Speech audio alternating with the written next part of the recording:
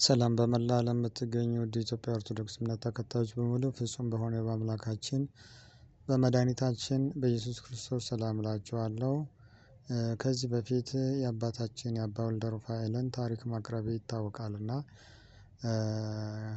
ክፍል አንድን ለቅቄያለሁ፣ ክፍል ሁለትን እለቃለሁ ብዬ ቃል ገብቼ ነበርና የተሻለ ስልክ በማጣት በተኖቹ እምቢ በማለታቸው ጽሁፉ እምቢ ስላለ በድምጽ የአባታችን ታሪክ ለማቅረብ ያክል ነው። ስልኩ እስኪስተካከል ድረስ ማለት ነው። ምክንያቱም ቀኑ ስለረዘመ ለማለት ነው። እኚህን ደገኛ አባት እንግዲህ አንድ በበቁ አባት አማካኝነት ነው የተገናኘነው እና ሙሉ ኢንተርቪዋቸውን እኔ ነኝ ያደረኳቸው የጠየኳቸው። የመጀመሪያው እንዳለ ሆኖ ሁለተኛውን እንደሚከተለው አቀርባለሁ ማለት ነው። እና ከዛ በፊት ግን ይህንን ቻናል እንደ እግዚአብሔር ፍቃድ ከ40,000 በላይ ፎሎወር አልፈናልና ይሄም ምን ያክል ሰው ነገረ ቅዱሳን እንደሚያዳምጥና ለጸሎት ያለው ዝግጁነቱን ያሳያልና ምክንያቱም በዚህ ዘመን ለነፍሳችን የሚጠቅመውን ስራ ሰርተን ነው ማለፍ ያለብን። ወጥተን መግባት በእግዚአብሔር ፈቃድ ሰርተን ወደ ቤት መመለስ በእግዚአብሔር ፈቃድ ስለሆነ ማለት ነውና አሁንም ቻናሉን በማሳደግ የሚጠቅማችሁን ነገር እንድትይዙ ለማሳሰብ እወዳለሁና ወደ ቀድሞ ነገራችን እንመለስ። አባታችን በዚህ በኮቶቤ ሀና አካባቢ ነው የተገናኘነው። እንግዲህ በምዕራፍ 1 ላይ እንዳነበባችሁት በምዕራፍ 2 ደግሞ ቅዱስ ሩፋኤል እንዴት ባለ መልክ እንደተገለጠላቸውና እንዳነጋገራቸው ነውና የምነግራችሁ። ይሄውም በድቁና ዘመናቸው እግዚአብሔርን በሚያገለግሉበት ወቅት በቤተልሔም አካባቢ የማይገቡ ነገሮችን ያደርጉ ነበር። ይኸውም ቁማር መጫወት፣ መጯጫው፣ ድምጽ አሰምቶ መናገር፣ ለተልእኮ አለመፋጠን የመሳሰሉት ነገሮችን በቤተልሔም ከአንድ ጓደኛው ጋር ይፈጽሙ እንደነበረ እሳቸው አጫውቶኛልና ከዕለታት በአንደኛው ቀን ቁማር በሚጫወቱበት ሰዓት ድንገት በጠራ ፀሀይ ነጎድጓድ መብረቅ ወርዶ በመብረቁ በኩል ቤተልሔም ውስጥ ራሱ ሊቀ መላእክት ቅዱስ ሩፋኤል ገብቶ እንዳናገራቸውና እንደተቆጣቸው ነው የነገሩኝ። ይኸውም እግዚአብሔር ቸርነት ባይዘኝ ኖሮ አጠፋችሁ ነበር፣ ነገር ግን እግዚአብሔር ቸርነት ዛኝ ነው እና በቤቴና በቅጥሬ የማይገባ ነገር ስለምን ትሰራላችሁ ብሎ ነው ያነጋገራቸው። ይህንን ሲያነጋግራቸው አንደኛው ጓደኛው ዘሎ ከቤተክርስቲያኑ ከቤተልሔሙ ወጥቶ ይሄዳልና እኛው ደግሞ አባት ደንግጦ መንቀሳቀስም አቅቷቸው ፈዞ ይቀራሉ። ለማውጣት ይፈልጋሉ፣ ግን አካላቸው እንደተያዘ ያስባሉ። ጓደኛቸውን ሲያስቡ በልቡ ያሰበውን ራሱ መላኩ ስለሚያውቅ ስለ ጓደኛ አታስብ፣ ክፋትን ያስተማረ እሱ ስለነበረ ተንኮልም ስለነበረበት እሱኛው በዘመኑ ሁሉ በጉልበቱ እንዲንቀሳቀስ እየደኸ እንዲሄድ አድርገዋለሁና ስለሱ አታስብ፣ አንተ ይህንን ክፉ ስራ ዳግም እንዳትፈጽም እንዳትሰራ ብለው ነው እኚህን አባት ያነጋገራቸው። እሳቸውም እንባ የተናነቃቸው ያለቅሱ ነበርና ኋላ በቤተልሔም አንገቴን በሚሰይፈኝ ሰዓት ደግሞ ቤተልሔምን ከሚያበላሽ አንገቴን ላውጣለት ብዬ ወደ በሩ ተንፏቅቄ ሲሄድ ቅዱስ ሩፋኤል ልገልህ ወይንም ላጠፋ ብፈልግ ኖሮ በማይክሮ ሰከንድ አጠፋችሁ ነበር። የአምላኬ ቸርነት እናንተን ታድጋችኋለችና አትሞትም። ነገር ግን ዳግም እንደዚህ አይነት ነገር በቤተ መቅደስ በቤተልሔም እንዳትፈጽም ብሎ ነገራቸው። እሳቸውም እንግዲህ እንደነገሩኝ ግማሹን በግእዝ ቋንቋ በሚያስደንቅ ቃል ነው የሚናገረው፣ ግማሹን ደግሞ በአማርኛ ነው የሚናገረው። ግሳጼ ወይም ገሰጸኝ ነው የሚሉት።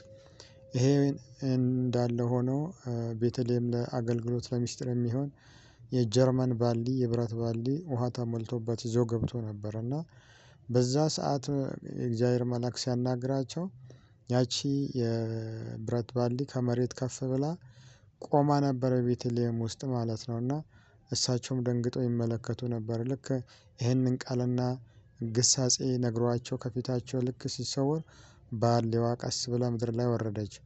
ኋላ እሳቸው በመደናገጥ ማለት ነውና ምን ላድርግ አሁን ብለው እያሰቡ እያለ እስኪ ባልዲ ከፍ ብላ ነበረ ብሎ ወደ ባልዲዋ ሲመለከቱ ሙሉ ውሃ ነበረው ሲያስገቡ የነበረው።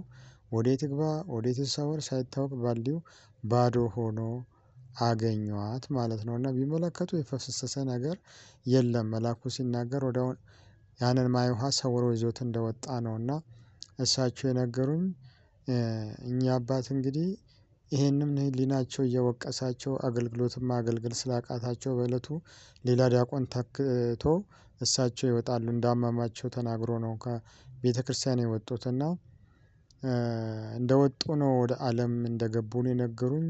ወደ መንግስት ቅጥር ስራ ነው የገቡ ነው ወደ ቤተክርስቲያን አልተመለሱም።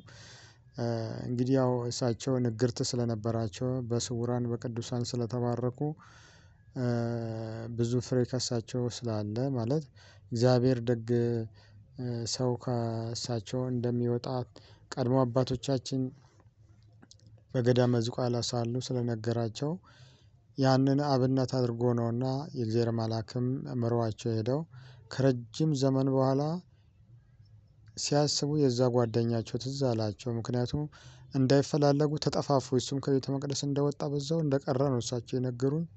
ከረጅም ዘመን በኋላ ወደ ቅዱስ ሩፋኤል እስኪ ሄጄ ልሳለም ብለው ከቤት ሲነሱ የጓደኛቸው አካል ጉዳተኛ ሆኖ መሬት ላይ ሲንፏቀቅ ከረጅም ዘመን በኋላ መንገድ ላይ ይገናኛሉ። ያው የእግዚአብሔር ፈቃድ ስላለበት እንዲገናኙ አድርጓቸው ነው። እና እርስ በራሳቸው ተያይዘው ተላቃቀሱ።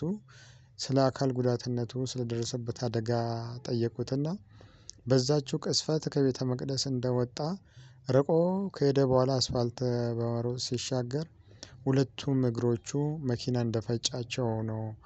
እኛ አሁን እንግዲህ በነገራችን ያው ትንሽ እድሜያቸው ገፋ ስላለ ነው የወጣትነት ዘመናቸው ነው። እና አሁን በጉልበታቸው ተንፏቆ ነው ማለት በዚህ በጋሪው ነው የሚሄዱት ማለት ነው። እና እግዚአብሔር ቃል ስለሆነ ቃሉ ስለማይታበል ቅዱስ ኡራኤልም በጉልበቱ እንዲንቀሳቀስ አደርገዋለሁ በቤተ መቅደስ ደፋር አንደኛው እሱ ነው ብሎ ነው የተናገረው። እና በተናገረ መሰረት ያ መቅሰፍት ሆኖ በጉልበቱ እየሄደ ተገናኘ ማለት ነው።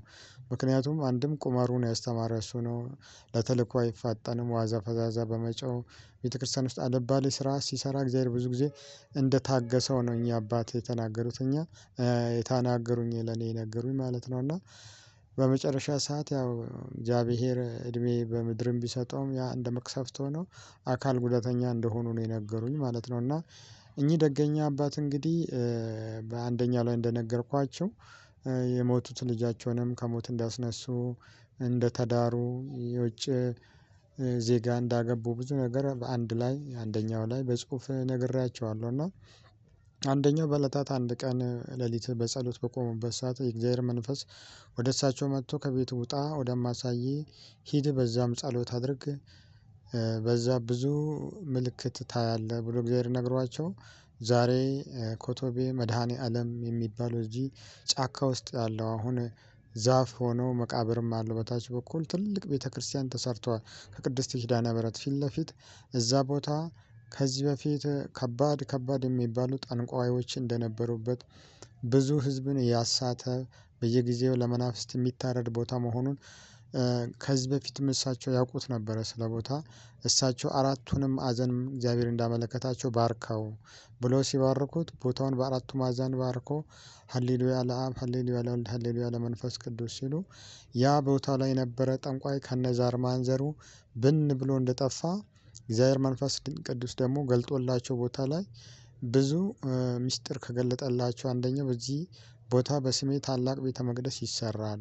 ብዙዎች የመዳን ምክንያት ትሆናለች ቦታውም የቀራንዮ አምሳል ትመስላለች ተራራ ላይ ስለተሰራች ቤተክርስቲያኑ ወደ ኮተቤ ስትመጡ ከርቀት የምትታይ የመድኃኒዓለም ቤተክርስቲያን አለ። እሳቸው መድኃኒዓለም ያመለከታቸው ቦታ ነውና ጸልየውበት ያው ከዘመናት በኋላ ቤተክርስቲያን አሁን ተሰርቶ አልቆ ህዝብ እየተገለገለበት ይገኛል። እና እኛ አባት ብዙ ጊዜ የሚገኙት አንደኛ ኮቶቤ ቅድስት ሐና ማርያም ራሱ መድኃኒዓለም ጋር የካ ሚካኤል መስካ እዙናን የሚባለው እዚህ ወደ 6 ኪሎ አካባቢ ያለው የመድኃኒዓለም ወይንም ስደተኛ መድኃኒዓለም የሚባለው ቦታ እዛ ቦታ ለጸሎት ይጠቀማሉ። ጉለሌ ሩፋኤልንም ለጸሎት ይጠቀማሉ። ለየት የሚያደርጋቸው እሳቸው በእንባና ደረት በመምታት ነው ጸሎት የሚያደርሱትና ብዙ ለሀገር የሚተርፍ ጸሎት ነው የሚጸልዩት። በይረር አካባቢም በቅዱሳንም እንደተባረኩ የይረር ሚስጥራትንም ሁሉ እንደሚያውቁ ነው እኚህ ደገኛ አባት የነገሩን ማለት ነው።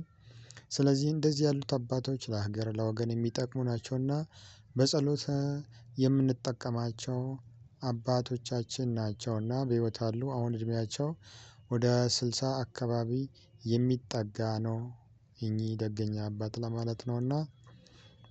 ስለዚህ ስለእሳቸው በጽሁፍ ያቀረብኩት እና በድምጽ ያቀረብኩት ይህንን ይመስላልና ከነገሩኝ አጎደልኩኝ እንጂ አላበዛውም። ምክንያቱም የሚጠቅማችሁን ነገር ብቻ ነው የነገርኳችሁ። ሌሎች ለሀገር ለወገን የሚጠቅሙ ነገሮችን ስለ ጸሎት ስለ እኔም ሚስጥራትም ስለነገሩኝ ለከንቱ ውዳሴ እንዳይሆን እሱን ሁላ ትቼዋለሁ ለማለት ነው። እና እናንተም በጾም በጸሎት ስትበረቱ እግዚአብሔር አምላክ ቅዱሳንን ይልክላችኋል ለማለት ነውና።